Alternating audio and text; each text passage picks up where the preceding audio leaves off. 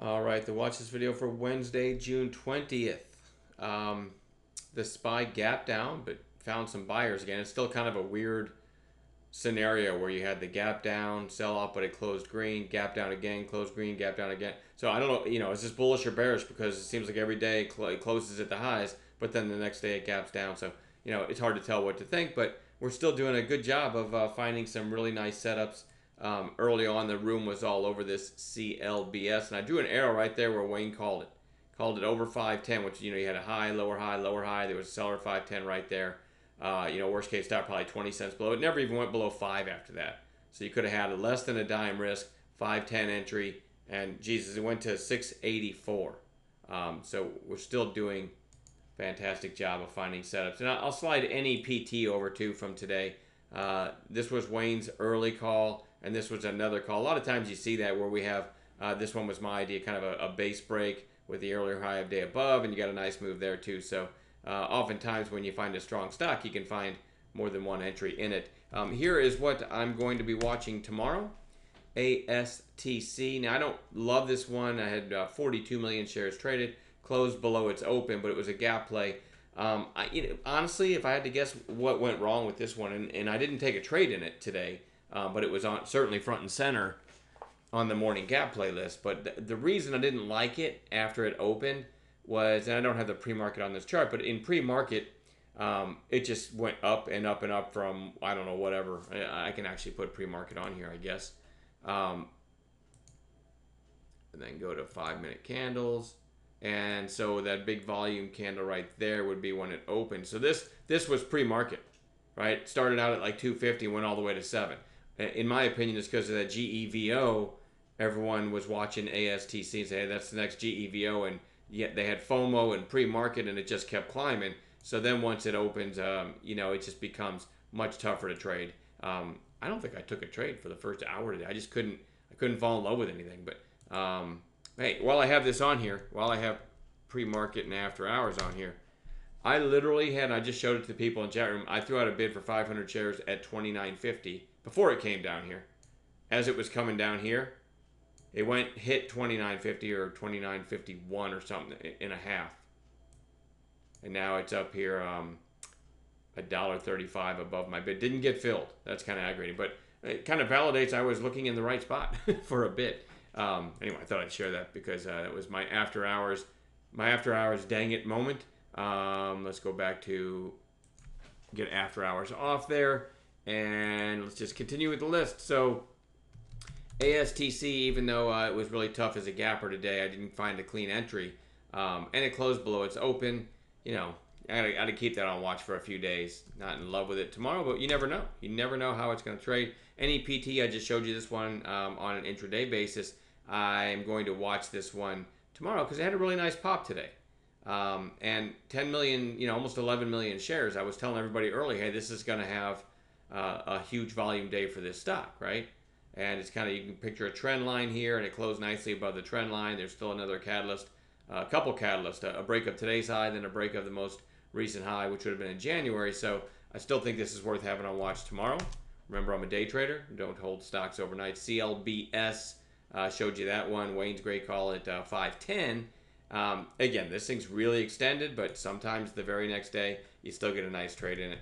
Proud of the group for finding that one early and being all over a proper low-risk setup. CLSN, nice breakout today on decent volume. We'll see if we can catch a follow-through setup in that one tomorrow. SNES, I had this on watch coming into today. And then today you had an inside day. So I kind of like it over today's high, over 185.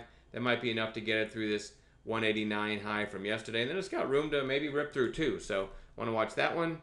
APRI, a penny stock that popped back here, hit a high of 58 cents. And today on strong volume, topped out right at 50 cents. I like it because it hit 50 cents twice.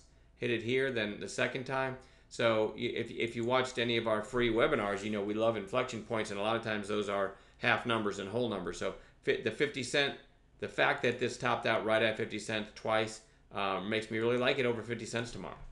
And again, if it does break 50 cents, it's a break of today's high, and you look to the left and you say, you know what, and then you've got a potential break of this 58 cents, which is the most recent high, for another potential catalyst. I love stat catalyst if you watch my videos. So this is kind of One of my favorites going into tomorrow, but we'll see. VBLT, I talked about having this one on watch today. It didn't give any kind of setup, but it's still kind of trailing along sideways. If we get like volume through $3, I think that could be interesting. Dry Ships, believe it or not, Dry Ships actually has a fairly handsome chart. It popped back here to 559, and then 4 sessions ago it hit 534, and now I put in a lower high and another lower high. I really like it over today's high, over 522, just kind of over this flag.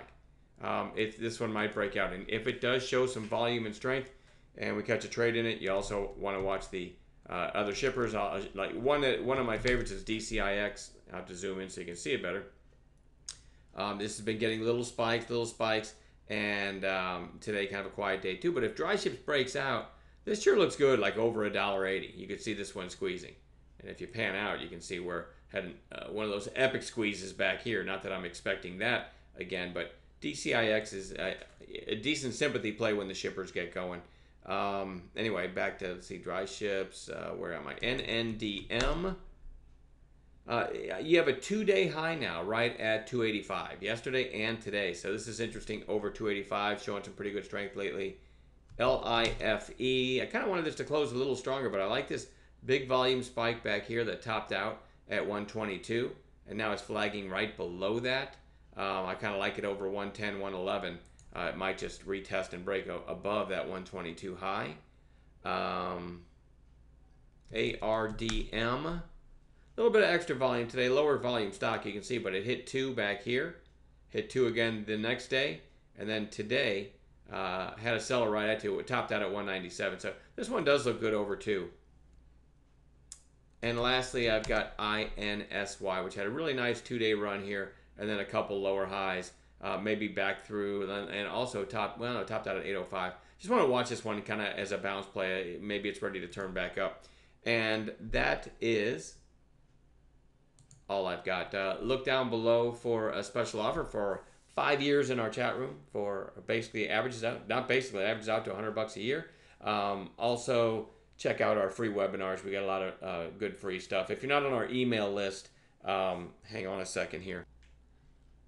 There's our homepage, and just, where's my cursor? There it is.